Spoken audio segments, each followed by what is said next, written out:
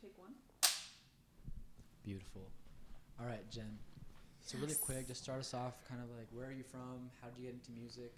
How's your upbringing? All that kind of stuff. All right, so I'm from heaven, but now I live on earth. What a rush. Um, I'm so funny. Okay, so I was born in Vienna, but then my family moved to Orem, Utah, and that's where I spent my childhood and my upbringing. I have 6 brothers and a sister, and I was classically trained on the piano starting at age 4. But I dreamed of being like a little soccer superstar, but alas, that was not in the cards for me. I was bullied at school, and my mom didn't put me in athletics, so I grew up being a little music kid, and I hated piano. But look at me now.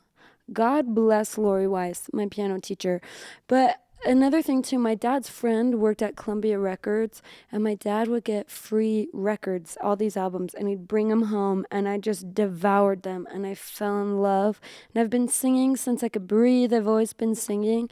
And we also had this beautiful woman named Elaine from the Caribbean who lived with my family, and she introduced me to R&B music, and that was my first love. I was obsessed with Destiny's Child, and so yeah, so it's like Destiny's Child, and then alt rock through my dad's albums and CDs, and he grew us up on a healthy dose of like 70s rock and roll, and then classical piano and blah blah blah. Here I am.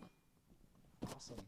Awesome. How do you kind of feel like all of those different genres blended into making your own sound? Like, how did that Ooh. affect that?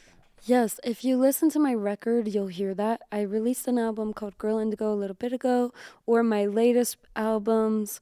I haven't released multiple. I've released one. But I feel like when I was first trying to make this record, we weren't blending genres. Like, it's normal for us now to listen to music that's very like, oh, it's left of center, it doesn't really belong anywhere. But that wasn't, at least in my experience, that wasn't my case with a lot of music. It was very specific and clearly defined in this genre, whatever. So when I was first like working with labels and trying to make music with them, and I would say like, I want to incorporate these elements. I love vocal layering in this way from R&B music. I love rhythms like this, but I love a dark, moody, classical piano, blah, blah, blah. It just, they didn't, it, like, it wasn't well received with the people I was working with. So you'll hear that. And also, my music will jump from styles a lot, and you'll hear that. You're like, whoa, that one was like all electronic, and then this one was very clearly live instruments, for better or worse. But it's partly because I'm like, yeah, well, I'm obsessed with both, so I had to do it. No, I love that you're able to do that. I feel like a lot of artists kind of get stuck in that. I have to make this because that's my brand. Yeah. It's cool to have a brand that like your brand is Yeah, you it's just do whatever you me. want. It's like whatever I like is what it is. I love that. Thank you. I was gonna ask you about the title "Girl Indigo." Where did that come Sure. from? Like, tell us kind of some background about that. Totally.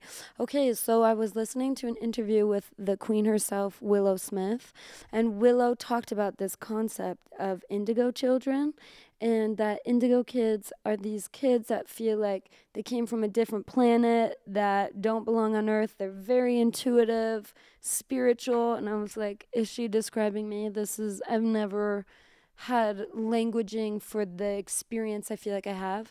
And I didn't realize it, but as I was putting the record together, it's a story. It's my story of basically, I believe that I, again, existed in heaven before I came to earth, that I'm this spiritual being having a physical experience.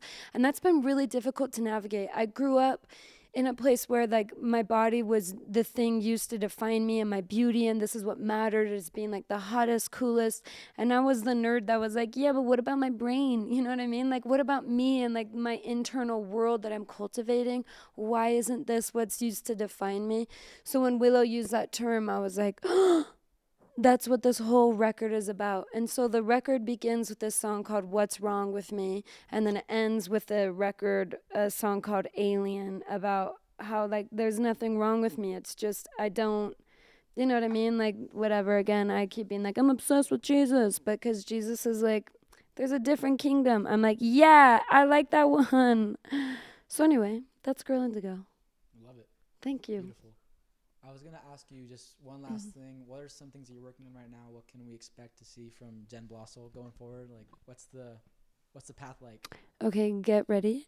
No, step number one is I'm in vocal rehab and vocal therapy, and this has been a long time coming, and I'm finally getting answers. So on one hand, I'm like not super stressed about performing a lot, and there's been a lot of songs or have songs that I've held on to and haven't released, and I am going to be releasing them. And I don't know if this is okay to say, like, I'm not as hyped about them. There's one that's coming out, ADHD, I'm stoked on. And then some others that I'm like, okay, they're cool, whatever. But I'm really excited about healing my voice and then recording new music that I'm so thrilled about that's just off the rails. And I'm really excited for that next thing of just experimenting and being in a room where there's no rules and it's a lawless country and we're just like making whatever we want to make. And so I'm seeking for producers to help me do that. So if you're watching and you want to be part of the fun, okay. Anyway, so that's it. Yeah, new music. Oh my gosh. Thank you, Under the Rug. So good to be here. Awesome. Thank you so much. Thank you. Rounds of applause.